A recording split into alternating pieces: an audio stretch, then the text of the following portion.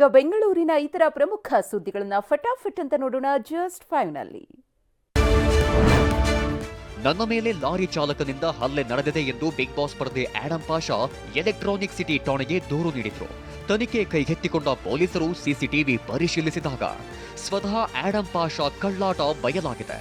ತನ್ನ ಬಟ್ಟೆಯನ್ನ ತಾನೇ ಹರಿದುಕೊಂಡು ಸುಳ್ಳು ದೂರು ದಾಖಲಿಸಿದ್ದಾರೆ. ಸುಳ್ಳು ದೂರು ದಾಖಲಿಸಿದ ಹಿನ್ನೆಲೆ ಆಡಂ ಪಾಷಾ ವಿರುದ್ಧ ಕ್ರಮ ಕೈಗೊಳ್ಳಲು ಪೊಲೀಸರು ಮುಂದಾಗಿದ್ದಾರೆ. ಹಲವು ದಿನಗಳಿಂದ ಜನರ ನೆಮ್ಮದಿ ಕೆಡಿಸಿ ಜಾನುವಾರುಗಳ ಬೇಟೆಯಾಡಿದ್ದ ಚಿರತೆ ಕೊನೆಗೂ ಸೆರೆ ಸಿಕ್ಕಿದೆ. ದೊಡ್ಡಬಳ್ಳಾಪುರ ತಾಲೂಕಿನ ಸೂಲಕುಂಟೆ ಗ್ರಾಮದಲ್ಲಿ ಇರಿಸಿದ್ದ ಬೋನಿಗೆ ಚಿರತೆ ಬಿದ್ದಿದೆ.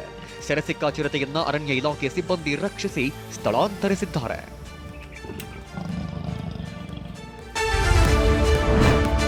ಬೆಂಗಳೂರು ಅಭಿವೃದ್ಧಿ ಪ್ರಾಧಿಕಾರದಿಂದ ಮೊದಲ ಬಾರಿಗೆ ಫ್ಲಾಟ್ ಮೇಳ ಕಾರ್ಯಕ್ರಮವನ್ನು ಆಯೋಜನೆ ಮಾಡಲಾಗಿತ್ತು. ಬೆಂಗಳೂರು ಹೊರವಲಯದ ಕೋನದಾಸಪುರದಲ್ಲಿ ನಡೆದ ಮೇಳದಲ್ಲಿ 500ಕ್ಕೂ ಹೆಚ್ಚು ಸಾರ್ವಜನಿಕರು ಭಾಗವಹಿಸಿ ತಮ್ಮಿಷ್ಟದ ಫ್ಲಾಟ್ ನೋಂದಣಿ ಮಾಡಿಕೊಂಡಿದ್ದಾರೆ. ಮೇಳದಲ್ಲಿ 8ಕ್ಕೂ ಅಧಿಕ ಬ್ಯಾಂಕ್ಗಳು ಭಾಗಿಯಾಗಿದ್ದು ಸೈಟ್ ಖರೀದಿಗೆ ಸಾಲ ಸೌಲಭ್ಯ ಕೂಡ ಕಲ್ಪಿಸಿಕೊಡಲಾಗಿತ್ತು.